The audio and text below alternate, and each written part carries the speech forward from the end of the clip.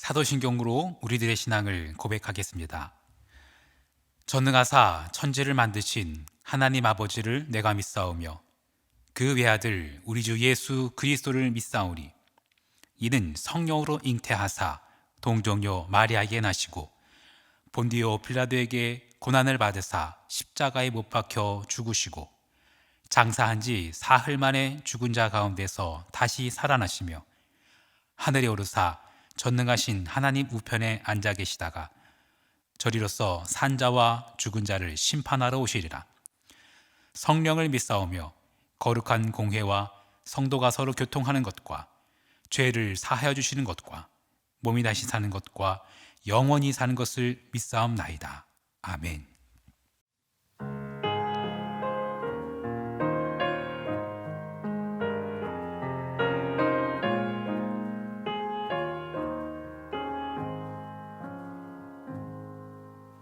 예수 우리 왕이여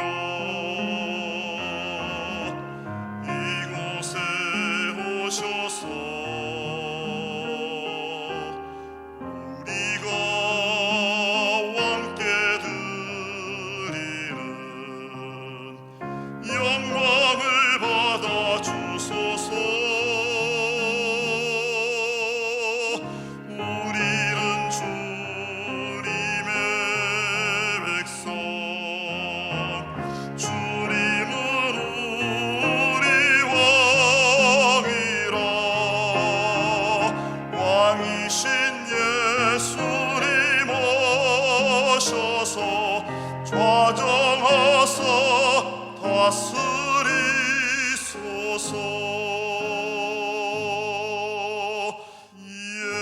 예수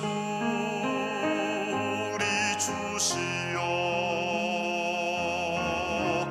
이곳에 오셔서 우리가 주께 드리는 찬양을 받아 주소서. 우리는 주님의 종들, 주님은 우리 주시라. 주 되신 예수님 오셔서 이 찬양을 받아 주소서.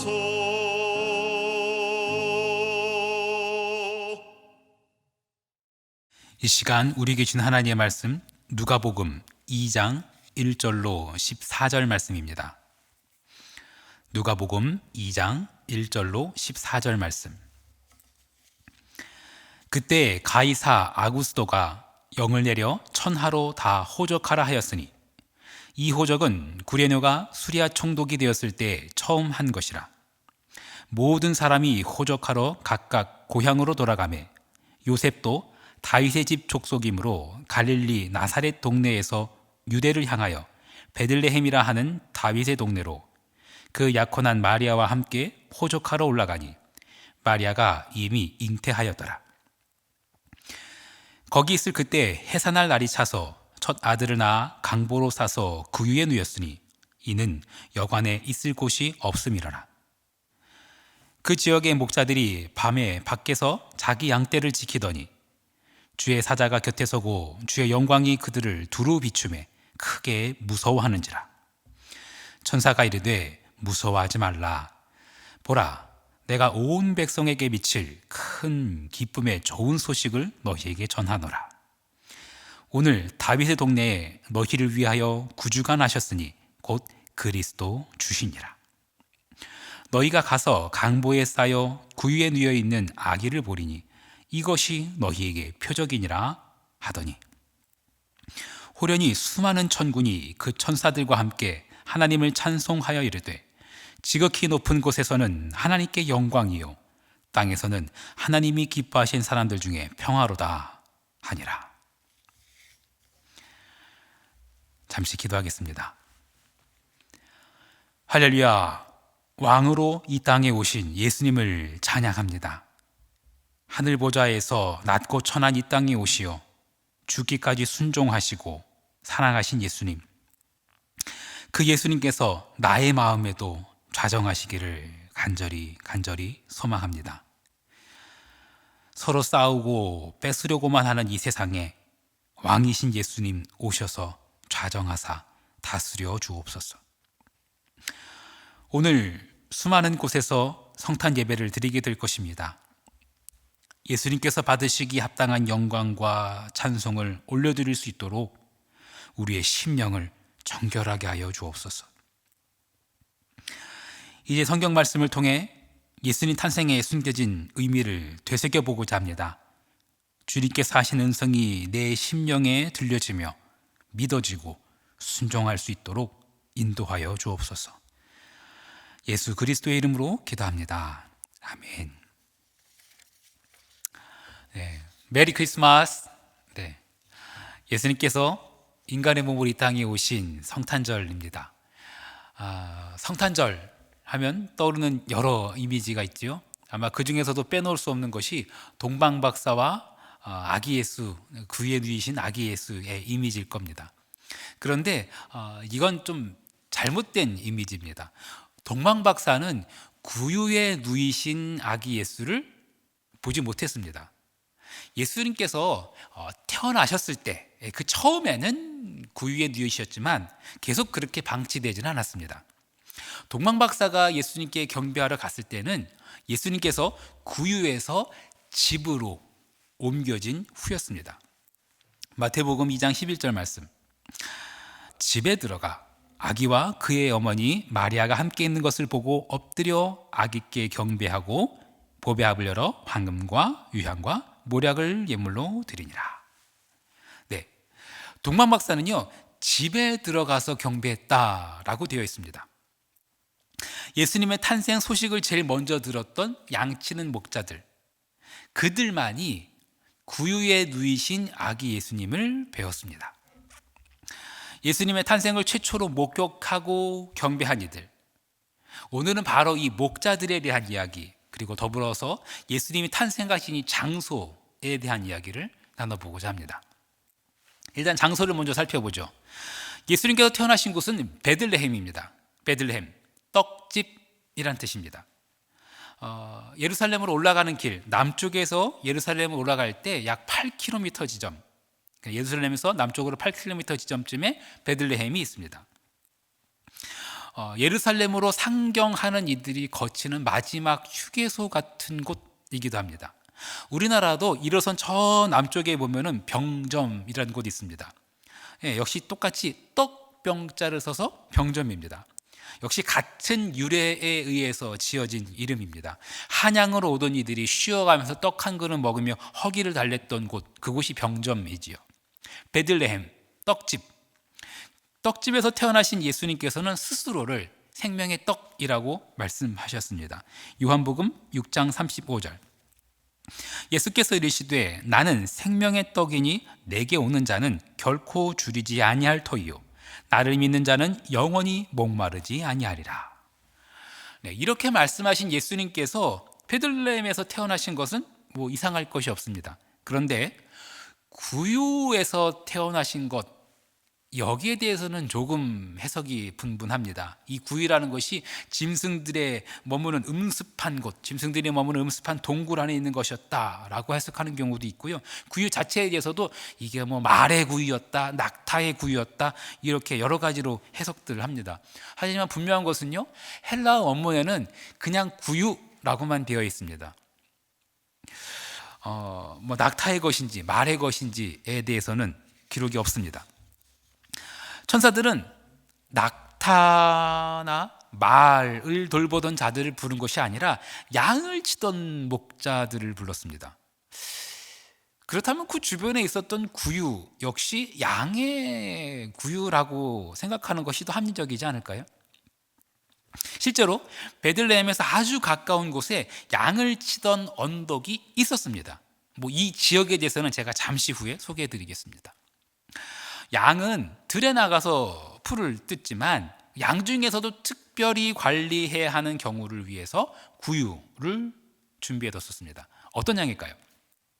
바로 생후 1년 미만인 새끼양, 그 중에서도 얼룩무늬도 없고 점도 없고 상처도 없고 흠도 없는 깨끗한 양, 이거는 제사용으로 바쳐질 양이었기 때문에 상품 가치 자체가 전혀 다릅니다. 그래서 목자들은 이 양들만큼은 특별히 관리했습니다. 우리나라도 과수원에 원두막 있지 않습니까? 오두막? 거기에서 서리꾼들을 감시하듯이 이스라엘의 망대라는 것이 있습니다. 그리고 그 망대 아래에 구유가 있었습니다. 그 구유는 바로 이 제사로 바쳐질 1년 미만의 흠없고 깨끗한 어린 양을 위한 구유였습니다. 구유는 제물을 상징하며 또한 우리를 위해서 화목제물로 오신 어린 양 예수 그리스도를 상징합니다. 누가복음 2장 11절, 오늘 다윗의 동네에 너희를 위하여 구주가 나셨으니 곧 그리스도 주시니라. 구주는 영어로 세이비어, 즉 구원자입니다. 그리고 이어지는 말씀 누가복음 2장 12절, 너희가 가서 강보에 쌓여 구유에 누워 있는 아기를 보리니 이것이 너희에게 표적이니라 하더니. 네, 강보에 쌓여서 구유에 누워 있는데 이것이 구원자 그리스도의 표적이랍니다. 돈이나 권력으로 구원받는 것이 아니고 나의 공로로 구원받는 것도 아니고 오직 어린 양 예수 그리스도로 말미암아서 구원받을 수 있다라는 표적인 것입니다. 베드로전서 1장 18절과 19절 말씀, 너희가 알거니와 너희 조상이 물려준 헛된 행실에서 대속함을 받은 것이나 은이나 금같이 없어질 것으로 된 것이 아니요 오직 흠 없고 점 없는 어린 양 같은 그리스도의 보배로운 피로 된 것이니라. 예수님께서는 생명의 떡으로 베들레헴에 태어나셨습니다. 그리고 대속제물인 어린 양의 모습으로 구유에 오신 것입니다. 자, 이제 장소에 이어서 첫 경배자들이었던 목자들에 대해서 한번 살펴보겠습니다. 왜 제일 먼저 목자들의 경배를 받으셨을까요? 목자들이 어떤 자들인지 알기 위해서 그들이 살던 지역이 어떤 곳이었는지 한번 좀 추적해 보겠습니다. 베들레헴에서 예루살렘으로 올라가는 길 딱 중간쯤에 그 길 오른쪽으로 푸른 언덕이 하나 있습니다. 그곳의 현재 지명은 라못 라헬입니다. 그런데 이곳의 옛 지명이 베탁게렘입니다. 한양이 옛 지명이고 지금은 서울이 되었듯이 이름이 달라진 겁니다. 목자들이 있던 곳이 바로 이 베탁게렘입니다. 베들레헴은 떡집인데 베탁게렘은 포도의 집이라는 뜻입니다. 당연히 그 지역의 특산품은 포도였겠죠. 그런데 이곳에 살면서 포도 농사는 둘째치고 포도즙은 입에도 되지 않았던 자들이 있습니다. 그들은 농사를 짓지 않는 정도가 아니라 아예 집 없이 유목 생활을 했습니다. 그들은 왜 거기서 그렇게 살고 있었는지 한번 조금 시간을 거슬러 올라가 보겠습니다. 북왕국 이스라엘의 10대 왕 예후라는 왕이 있습니다. 이 사람은 그 유명한 이세벨을 처단했던 자입니다. 예후는 바알 숭배자들을 모조리 척결하고 바알의 신당을 변소로 만들어 버렸습니다. 그런데 바로 이때 왕을 도와서 그 개혁을 단행했던 자가 바로 여호나답입니다. 여호나답. 열왕기하 10장 23절과 24절 말씀. 예후가 레갑의 아들 여호나답과 더불어 바알의 신당에 들어가서 바알을 섬기는 자들에게 이르되 너희는 살펴보아 바알을 섬기는 자들만 여기 있게 하고 여호와의 종은 하나도 여기 너희 중에 있지 못하게 하라 하고, 무리가 번제와 다른 제사를 드리려고 들어간 때에 예후가 80명을 밖에 두며 이르되 내가 너희 손에 넘겨주는 사람을 한 사람이로 도망하게 하는 자는 자기의 생명으로 그 사람의 생명을 대신하리라 하니라. 네, 바알을 섬기는 자들만 어떻게 지켜 세워주려는 척하고서는 모두 불러놓고서는 몰살한 것입니다. 이 엄청난 개혁은 성공했습니다. 여러분, 개혁 후에 찾아오는 것이 있겠지요? 공로를 취하는 것입니다.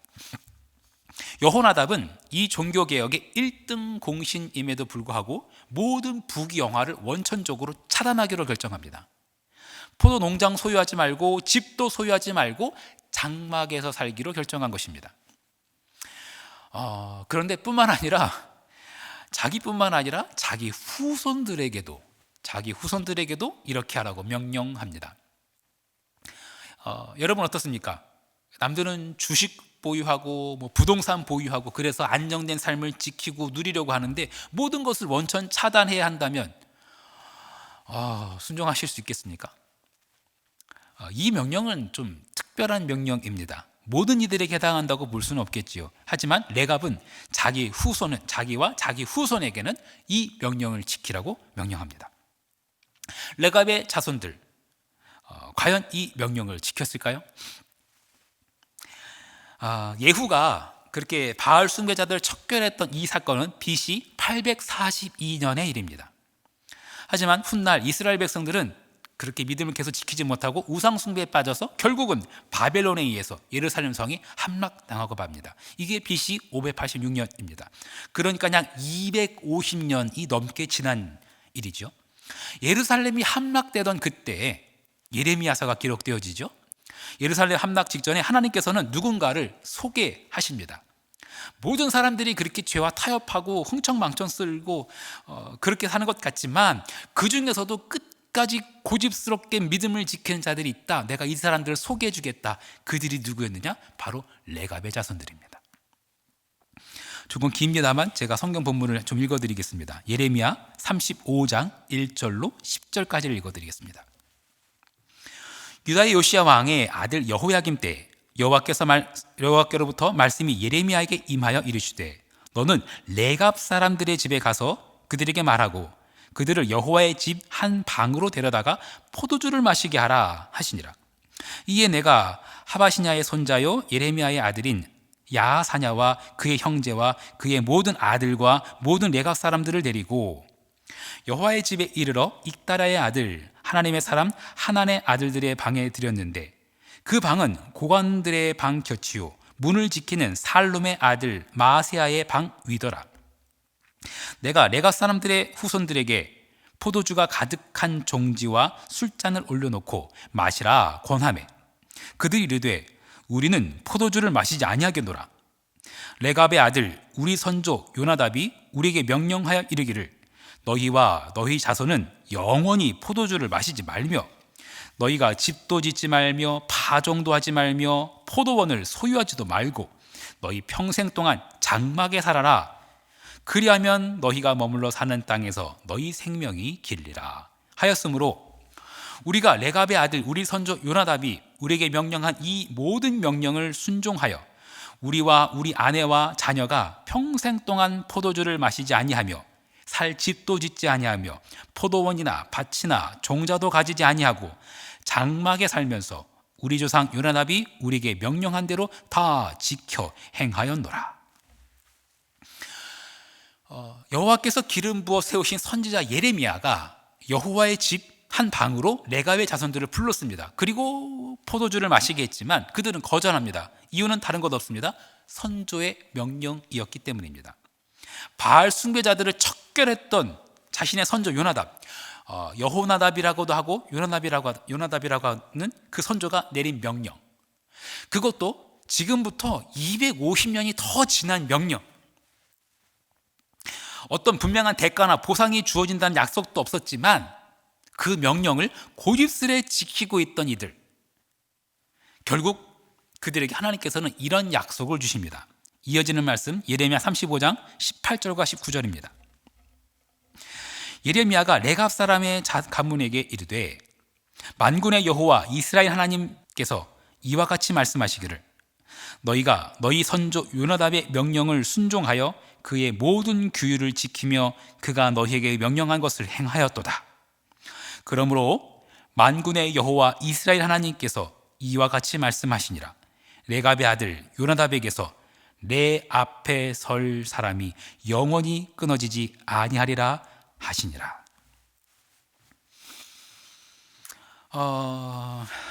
하지만 안타깝게도 예루살렘 성은 바벨론에 의해서 함락되고 백성들은 포로로 끌려갑니다. 레갑의 자손들 역시 포로로 끌려갔습니다. 그리고 70년 후 포로 귀환. 백성들이 다시 돌아왔었을 때 레갑 자손들은 어디에 정착했는지 성경은 기록하고 있습니다. 느헤미야 3장 14절. 분문은 베타게렘 지방을 다스리는 레갑의 아들 말기야가 중수하여 문을 세우며 문짝을 달고 자물쇠와 빗장을 갖추었고. 베타게렘 이 지방에 누가 있었다고요? 레갑의 자손들. 그들은 포도원의 동네, 포도의 동네라는 뜻의 베타게렘에서 살았지만 거기에서도 끝까지 포도 농장 소유하지 않고 포도주는 입에 대지도 않았으며 집도 소유하지 않고 유목 생활을 합니다. 양을 치고 있었습니다. 그렇게 끝까지 선조의 명령을 붙잡았습니다. 그들은 그렇게 베타게렘에서 양을 치고 있었습니다. 베들레헴이 내려다 보이는 그 언덕에서 그들은 그렇게 양을 치고 있었습니다. 그들이 예수님의 탄생을 제일 먼저 경배했던 목자들입니다. 내 앞에 설 사람이 영원히 끊어지지 아니하리라. 레갑의 자손들이 예레미야로부터 받은 하나님의 약속, 내 앞에 설 사람이 영원히 끊어지지 아니하리라. 그것이 어떤 것인지 그들이 알기나 했을까요? 이런 약속을 받은 이후로도 예수님이 정말로 오시기 전까지는 무려 반천년 이상이 걸립니다. 어떤 부경화가 보장된 것도 아니고 어떤 결과가 자신들이 기다리고 있는지도 전혀 알 수 없습니다. 하지만 그들은 세상에 눈 돌리지 않고 그저 묵묵히 순종하며 그렇게 하루하루를 살아냈던 자들입니다. 오늘 이 땅에 예수님께서 오신다면 누구의 경배를 받으실까요? 예수님께서 태어나셨던 곳에는 왕도 없었으며 제사장도 서기관도 없었습니다. 그저 이름도 없이 빛도 없이 낮고 천한 곳에 있었던 자들. 하지만 그들의 영혼만큼은 투구보다 순결하며 고집스레 약속을 붙잡았던 자들. 예수님은 그들의 경배를 받으셨습니다. 구유, 낮고 천한 곳입니다. 맞습니다. 하지만 거기에는 더 깊은 의미가 있습니다. 우리를 위해 화목제물로 오신 어린 양 예수 그리스도. 목자, 네, 낮고 천한 자들입니다. 하지만 거기에는 더 깊은 의미가 있습니다. 세상이 변하여도 변함없이 묵묵히 약속을 지키는 믿음의 사람들. 흔히 이런 말 합니다. 대한민국 돈만 많으면 살기 좋은 나라다. 어떻습니까? 여러분 부정하실 수도 있으십니까? 이 말을 부정해내는 자들이 곧 믿음의 사람들이고 하나님 나라 백성인 줄 믿습니다. 오늘 성경에서는 구유에 누워있는 아기 예수를 그 목자들이 바라보고 있는 이 장면을 바로 표적이라고 말씀하고 있습니다. 여러분이 바라보고 있는 표적은 무엇입니까? 여러분이 기대하는 사인은 어떤 것입니까? 남들은 주식, 부동산에 혈안이 되어 있을 때 약속을 붙잡고 하나님을 바라보는 자들이 되기를 소망합니다. 돈으로, 권력으로 나의 구원을 삼는 것이 아니라 흠없는 어린 양으로 나의 구원을 삼는 하나님 나라 백성 되기를 간절히 소망합니다. 이 물질 만능주의 시대에 약속을 붙잡고 믿음 만능주의, 예수 만능주의로 살아내는 하나님 나라의 백성이 되기를 간절히 소망합니다. 대한민국이 돈만 많으면 살기 좋은 나라 아니라 하나님의 말씀대로 살아야 좋은 나라, 하나님의 약속을 붙잡아야 사는 나라, 그것이야말로 그런 나라를 만드는 것이야말로 우리에게 주시는 사명인 것입니다. 메리 크리스마스, 기쁘게 그리스도를 경배하시다 라는 뜻이죠. 예수님께서 태어나신 날, 이 기쁜 성탄절에 예수님께서 우리의 경배를 기쁘게 받으시기를 간절히 소망합니다. 그러기 위해서는 우리들의 영혼이 하나님께서 받으실 만한 영혼이 되어야 합니다. 세상과 타협하지 않고 믿음을 끝까지 지키는 자들, 약속을 붙드는 모든 이들에게 주님의 은총이 함께 하시기를 간절히 축복합니다. 주기도문 하시겠습니다. 하늘에 계신 우리 아버지여, 이름이 거룩히 여김을 받으시오며 나라가 임하시오며 뜻이 하늘에서 이루어진 것 같이 땅에서도 이루어지이다. 오늘 우리에게 일용할 양식을 주시옵고 우리가 우리에게 죄 지은 자를 사하여 준 것 같이 우리 죄를 사하여 주시옵고 우리를 시험에 들게 하지 마시옵고 다만 악에서 구하시옵소서. 나라와 권세와 영광이 아버지께 영원히 있사옵나이다. 아멘.